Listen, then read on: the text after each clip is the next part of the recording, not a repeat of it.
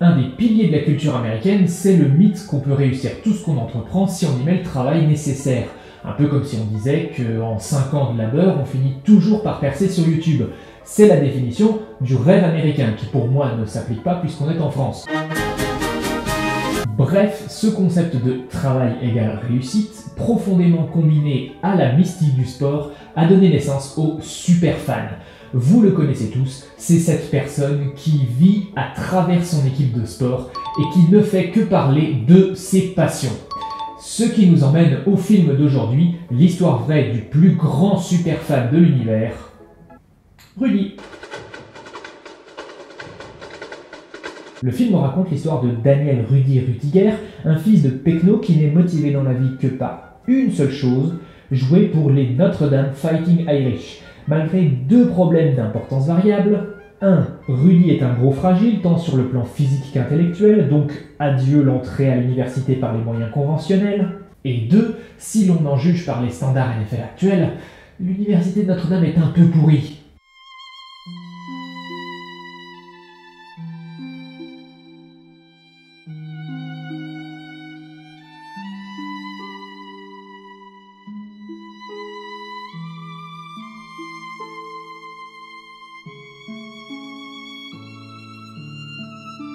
Bref, après une courte passe sur son enfance, Rudy, que vous reconnaissez sans doute comme étant Sam Gadji, entre dans une fac de communauté avec la promesse qu'avec de bonnes notes, il intégrera l'université Notre-Dame.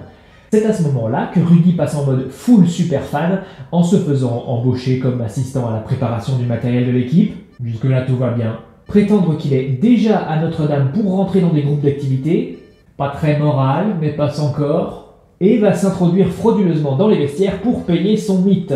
Ok, là le film commence un peu à me perdre parce qu'on est toujours censé considérer que c'est un comportement normal. Hey, qui êtes-vous et qu'est-ce que vous faites ici? Je veux jouer, coach! Sur le plan académique, Rudy fait des progrès dans sa fac communautaire où il finit par se faire un pote qui n'a pas des masses d'incidents sur le scénario, mais qui est joué par Jon Favreau qui réalisera plus tard Iron Man 1 et 2, donc tout va bien. Ce mec veut juste trouver une copine, et tiens justement, un des clichés du genre, c'est que le gentil, à la fin, il aura la jolie fille. Et dans le cas de Rudy, il rencontre effectivement la jolie donzelle, il sympathise, et puis, même si le scénario rassemble toutes les conditions pour qu'il en résulte 2 mômes, il finit par intégrer Notre-Dame au 4e essai. Elle est présidente du club des supporters de l'équipe, et pourtant Rudy est tellement un super fan qu'il n'est même pas distrait par les vilaines hormones qui l'auraient éloigné de son moment de gloire. Contrairement à d'autres héros comme Aladdin ou Dominique Strauss. Bref, maintenant que Rudy est un étudiant à Notre-Dame, il faut encore qu'il intègre l'équipe. Bon, ça c'est pas le plus compliqué, mais bon, en sa qualité de hobbit pas très athlétique, en defensive end ça va pas passer. Même si tous ses entraînements lui ont donné une musculature qui lui serviront plus tard dans la vie. Je ne peux le porter pour vous, mais je peux vous porter vous. Et surtout, la raison pour laquelle il est super intégré dans l'équipe, c'est parce qu'il a beaucoup de cœur. Un truc qui a pas du tout été moqué dans Blue Mountain State. Hey, Miranda, you know what would really kick ass? If you all marched into Coach Daniel's office and you laid down your jerseys for me so I can dress in your place on Saturday. Mais attendez une minute, je vous ai jamais encore parlé de Blue Mountain State. Putain, je fais les épisodes dans le mauvais ordre. Malheureusement, c'est pas parce que Rudy est dans l'équipe qu'il joue les matchs, alors il va négocier avec le coach pour qu'il puisse être sur le terrain à sa dernière occasion. Sauf que le coach se tire et le nouveau, il est pas globe avec ce concept. Alors comme ça, en résumé, ça fait super court, mais en vrai, le film prend énormément de temps pour développer ses personnages. Et du coup, vient le temps du dernier match, et pour que notre héros puisse jouer, les titulaires de l'équipe sacrifient leur place pour que Rudy puisse la prendre. Et c'est pas plus mal, parce qu'il finit par conclure le match sur un sac, et être transporté en dehors du terrain, porté par son équipe. Et c'est sur cette image que se conclut Rudy, et c'est un très bon film.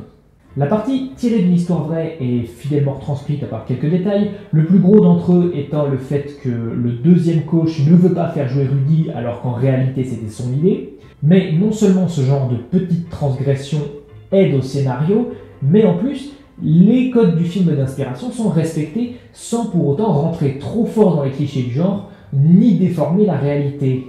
Et pourtant, malgré le fait que ce soit un super film, je suis pas sûr de pouvoir le recommander. En tout cas, pas à un public français. Pour une audience qui n'est pas câblée foot US, la mystique de Notre-Dame, qui a une aura immense aux États-Unis, ne touchera personne. Et dans le genre film d'inspiration / success story, il y aura toujours la filmographie complète de Robin Williams, même si Rudy est bien meilleur que beaucoup de ses films. Pour le public câblé foutu S, il y a très peu de séquences montrant le sport, qui est un élément indispensable dans ce genre d'exercice. Donc oui, je pense que le grand public préférera un film de Robin Williams, un de ceux qui mentent beaucoup plus sur l'histoire vraie pour appuyer le drame, mais qui parle de sujets plus familiers. Non, je vise personne, Dr. Patch, calme-toi. Et les fans de foutu S déploreront le manque d'action, mais Rudy est un très bon film. Si vous vous y intéressez, vous ne le regretterez pas. Il manque juste d'un petit peu de pertinence culturelle de notre côté de l'Atlantique et d'un petit peu d'énergie. Mais le film n'a jamais été conçu ni pour l'un ni pour l'autre. Il a été conçu pour raconter l'histoire d'un homme qui a inspiré une génération entière face à l'adversité. Et il le fait bien.